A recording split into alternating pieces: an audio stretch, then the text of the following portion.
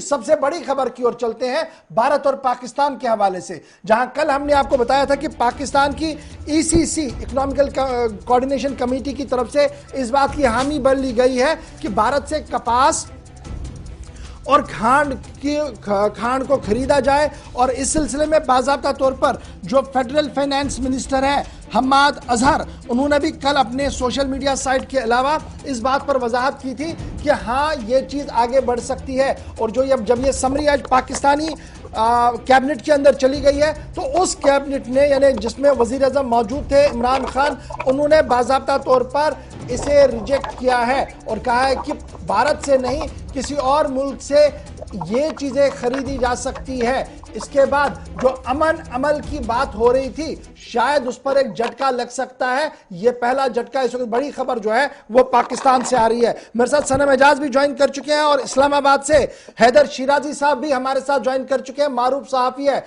हैदर शिराजी साहब, क्या माना जाए कि काबीना के अंदर ऑल इज नॉट वेल, क्योंकि पाकिस्तानी कैबिनेट की ईसीसी पैनल जो है उन्होंने अप्रूवल दी थी और हम्माद अजहर साहब काफी पुरुमीद थे कि पाकिस्तान के अंदर मामला आगे बढ़ेगा और इसको शायद आज क्लियरेंस मिलेगी। क्या वजह है, बुनियादी वजह कि इस चीज को रोका गया?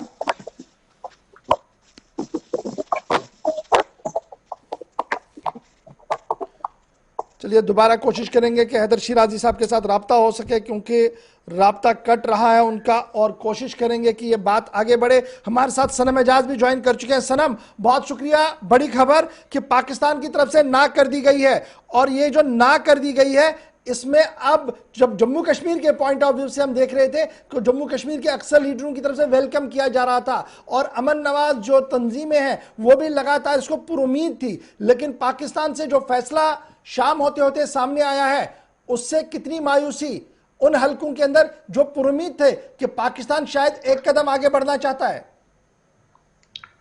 देखिए गौर, जिस तरह भी आप हमाद मराजी से पाकिस्तान में राब्ता कायम करना चाहते थे और वो कट गया है, हम इसको इस तरह से नहीं देख सकते कि राब्ता कट गया है, क्योंकि शिरीन मराजी जो पाकिस्तान की ह्यूमन रिसोर्स डेवलपमेंट की मिनिस्टर भी है, उनका जो ट्वीट कुछ देर पहले आया है जिसमें उन्होंने लिखा है कि कैबिनेट बैठी है पाकिस्तान की इमरान खान की सरबराही में, और इमरान खान की सरबराही में इस कैबिनेट में फैसला हुआ है कि फिलहाल, सवाल यह है कि फिलहाल हिंदुस्तान से जो चीनी खरीदनी थी, जो कपास खरीदा था, जो ऊन खरीदनी थी, वो पाकिस्तान जो इंपोर्ट करनी थी वो फिलहाल नहीं होगी, और चीनी की क्राइसिस को खत्म करने के लिए पाकिस्तान किसी और मुल्क से फिलहाल राब्ता कायम करेगा। बिल्कुल इसको बहुत ही नेगेटिव लिया जा सकता है, लेकिन अभी उम्मीद का दामन नहीं टूटा है गौर, क्योंकि अभी उन्होंने कहा है कि अभी फिलहाल पाकिस्तान की जो शिरीन मराजी का ये फिलहाल का मामला है और बातचीत का जो सिलसिला है वो टूटा नहीं है और ना ही टूट सकता है, क्योंकि इस वक्त पाकिस्तान पे भी बहुत ज्यादा प्रेशर है हिंदुस्तान के। हैदर शिराजी साहब, बहुत शुक्रिया जी ज्वाइन करने के लिए। ये जो कैबिनेट का, पाकिस्तानी कैबिनेट का डिसीजन आया, क्या ये फाइनल डिसीजन हो गया है या अभी भी कोई रास्ता इसमें नजर आ रहा है? क्योंकि कल जब हम बात आपसे कर रहे थे तो हम्माद अजहर साहब जो फेडरल मिनिस्टर फाइनेंस है वो काफी पुरुमीद थे कि कैबिनेट से क्लियरेंस मिलेगा।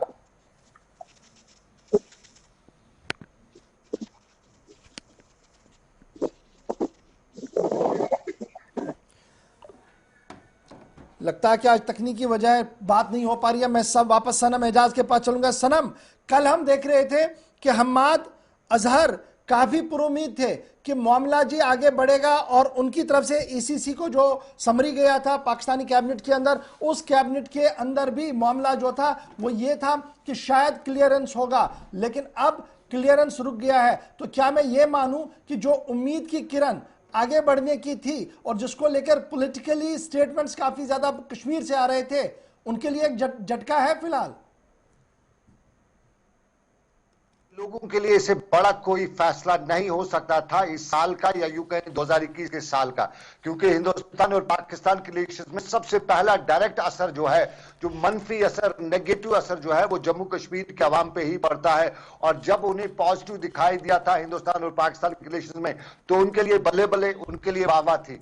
लेकिन अभी जो शिरीन मराजी का जो ट्वीट आया है, इसमें एक चीज जरूर दोबारा मैं बताना चाहूंगा कि पाकिस्तान से लेकर हिंदुस्तान दोनों ममालिक इस वक्त वक्त एक क्राइसिस से गुजर रहे हैं और इस क्राइसिस में कुछ और ममालिक भी शामिल हो रहे हैं।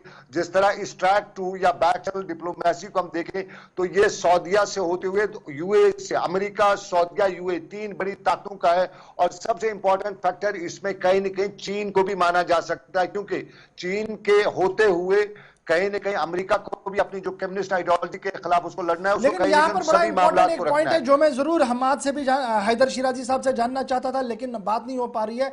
कल जब हम बात कर रहे थे तो समरी दिखाई गई थी इमरान खान को, समरी दिखाने के बाद फैसला लिया गया था कि आज कैबिनेट के अंदर भेजा जाएगा, और आज अचानक से यह फैसला हुआ कि जनाब नहीं, अब नहीं आगे बढ़ेगा, यहां पर रुक जाएगा मामला।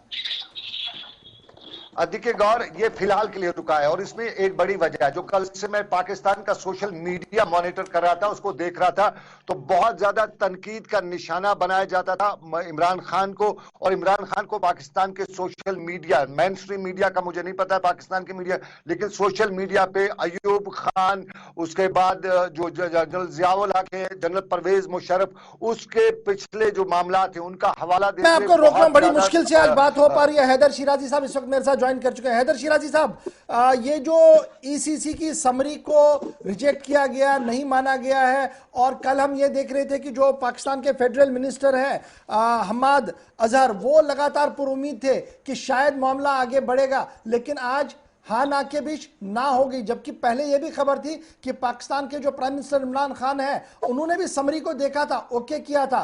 तो कैबिनेट आते आते मन बदला या प्रेशर हुआ ज्यादा?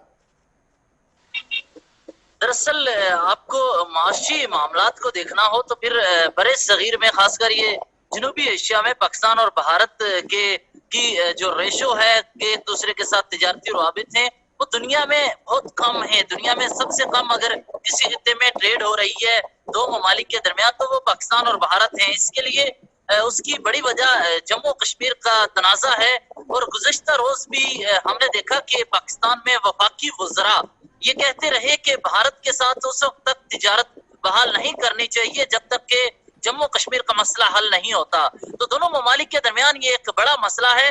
अगर ये हल नहीं होगा, इस पर बातचीत नहीं होगी, तो तिजारत भी नहीं चल सकती। और आज हमने वही देखा कि ईसीसी का जो फैसला था जिसमें तजवीज दी गई थी कि भारत से चीनी मंगवाई जाए, इसके अलावा कपास।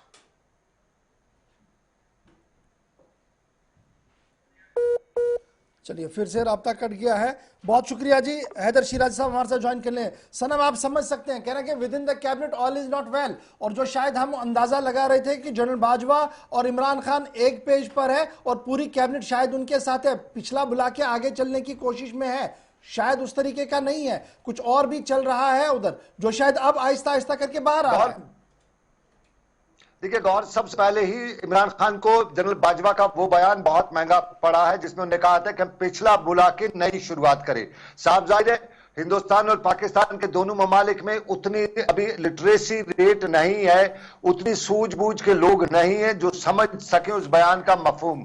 उसको पाकिस्तान में एक बड़े तबके ने उस जो हिंदुस्तान पाकिस्तान की माजी की हालात हैं उसी रिलेशंस में देखा है। और उसके बाद जनरल बाजवा पे तनकीद होना शुरू हुई, पाकिस्तान की जो इस्टेब्लिशमेंट के साथ साथ इमरान खान पे तनकीद होना शुरू हुई। और फिर ये बातचीत होते हुए जब कल ट्रेड पे पहुंची तो साफ जाहिर है कश्मीर का जो वही है मामला वो बीच में जरूर आया। और पाकिस्तान के सोशल मीडिया पे मैंने बहुत ज्यादा बवाल देखा कि पाकिस्तान का इमरान खान शायद शरह का सौदा कर रहा है। तो ये बहुत ज्यादा नेगेटिव कल चल रहा था कल रात से पाकिस्तान में। तो शायद ये एक बड़ी मजबूरी पड़ी है इमरान खान को कि वो इस वक्त टेम्परली इस मामले को सस्पेंड करें। लेकिन इन लॉन्ग रन में देखा जाए तो इस बातचीत, इस ट्रैक टू डिप्लोमेसी के पीछे बहुत से लोग, बहुत से वो इदारे हैं जो कहीं न कहीं इस वक्त एक पॉजिटिव अप्रोच रखते हैं। और साथ साथ में हिंदुस्तान पाकिस्तान में एक जो कोविड की बीमारी है, इस बीमारी के बीच में जो इकोनॉमी डिरेल हुई है